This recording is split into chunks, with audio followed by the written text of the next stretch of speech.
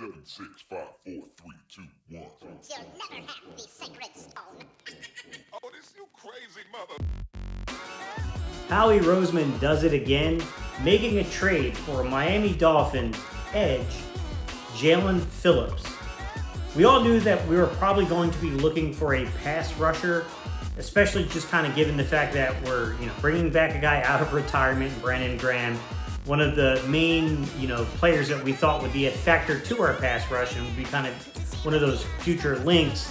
And Nolan Smith is kind of going through some injuries, stemming back all the way from last season.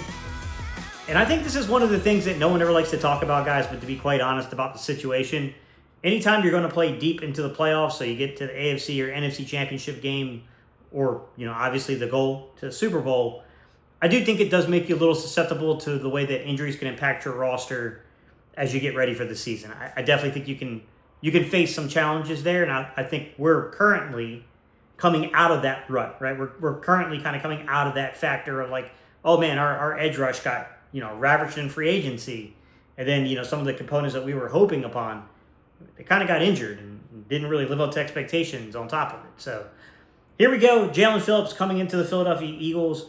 If you were to ask me what I think about this player, guys, simply put, this is very much like a Josh Sweat, Jaelan Hunt type player to me.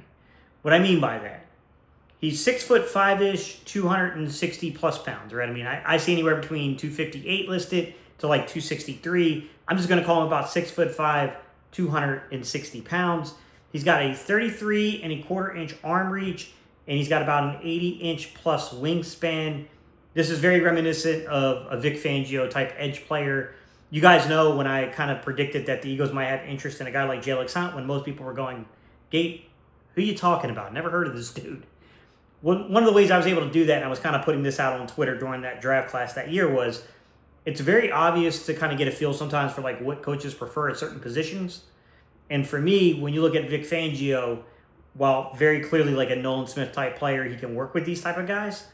He very much has a preference towards like a 6'3" plus, 250 pound plus, 33 inch in the arm reach plus, 80 inch wingspan plus player.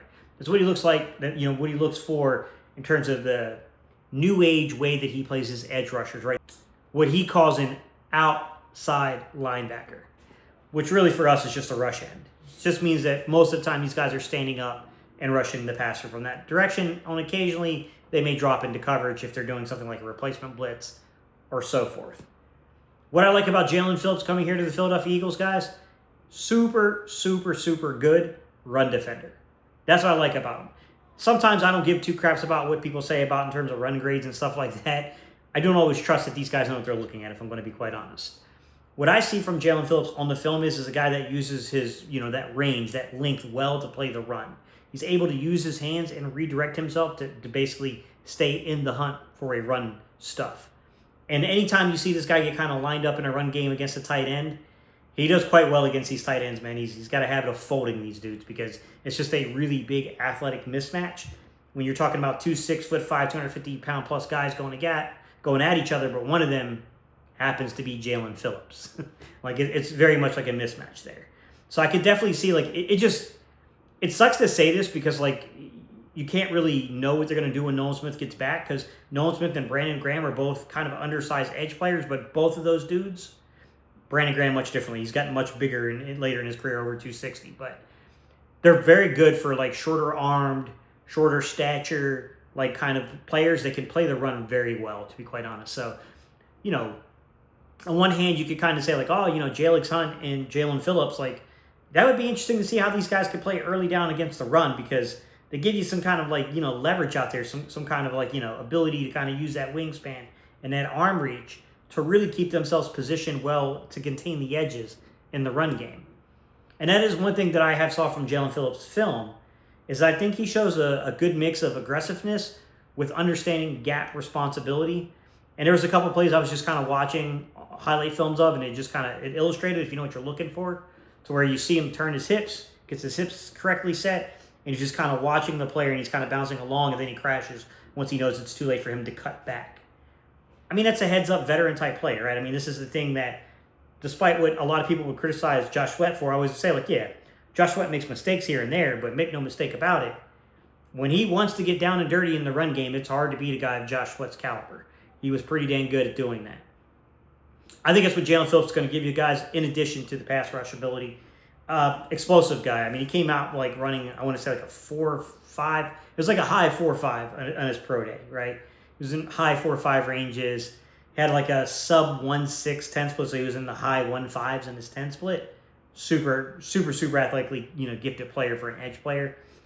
This is a guy that's got some burst, right? I mean, this is a young man that has some burst to his edge game, but I also thought he showed a little bit of nuance to his pass rush, right? It wasn't just purely him beating you around the corner and rounding the edge on you, right? He showed the ability to get inside on tackles, right? He got lane for, on a play that was pretty impressive, to be quite honest. Like, I do think that he shows this ability to have like kind of a little bit of a toolbox, right? I'm not going to say he's the most nuanced pass rusher in the league. I mean, that's just horse crap. Like, he's not on the Myles Garrett level in terms of like what this guy can do, both athletically and from the toolbox, but he's a pretty good consolation prize, to be honest. Here's the question everyone's going to have to ask yourself. How does a player like this come available, right? I mean, most of you guys know who Jaelan Phillips is. Most of you guys liked him a lot during the draft a few years ago. I think it was like 2020, 2021, somewhere in that time frame he came out in the draft. So I know you guys are very familiar with who he is as a player. So the player, the question you're probably asking yourself is how does a player like this come across the Eagles' radar and give us the ability to even snag said player? I'm going to take a wild guess they had a draftable grade on this guy, and that draftable grade was obviously a draftable grade, but was quite high. So they probably liked him during those pre-draft processes, but just weren't in range to get a player like this. So I think Howie keeps that kind of Rolodex going where he's looking for players. But the flip side to this, and I think this is the cautionary tale here, is much like Josh Sweat, the player we named earlier, he's got injury concerns coming in. He had those coming from college, right? I mean, he legitimately retired from playing football in college for a while. Then he came back because of the Gregor Rousseau injury and had an opportunity to actually be utilized and have an important role in a Miami Hurricanes defense that year. And that led to his elevated draft status once his full athleticism was on display. Jaelan Phillips is a really good football player.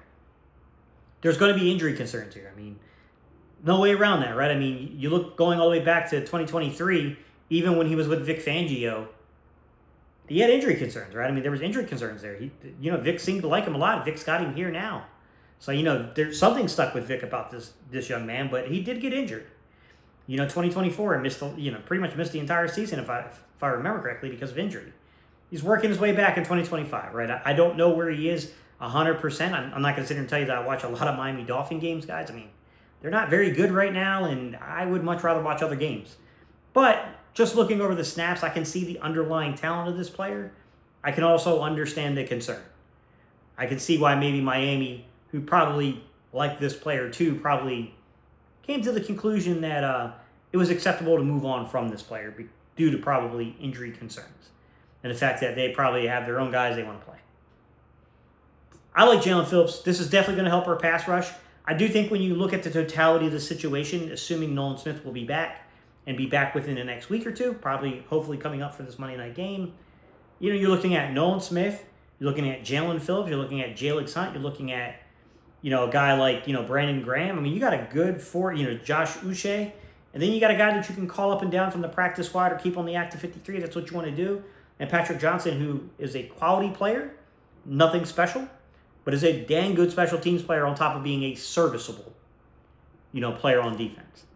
I'm a fan of this move. I think this is going to give us a lot of help in terms of our ability to play the run. Also inserting no Kobe Dean doesn't hurt. I do think you can say that, there's a little concern here in terms of the health. And also, you could say, I really think that it would behoove the Eagles to get a young guy and Jahad Campbell snaps on the edge. And clearly, when you're building this kind of depth, Jahad Campbell's probably not going to see a ton of snaps on the edge unless something happens down the stretch. I mean, that's the obvious kind of pitfalls to it, which is, I guess it depends on Vic. Vic may not see him purely as, an edge player. He might see him as, look, he can rush the quarterback. We will use him on the edge from time to time. But more so, we're going to line him up inside the A or B gaps, kind of coming from an off-ball stacked kind of, situation and to move him down. It's hard to say, anytime this kind of happens, you can always look at the downside of saying Jaelan Hunt has been playing decent. He's just, he's got to wrap up and tackle the quarterback when he gets there. But he's getting a lot of pressure.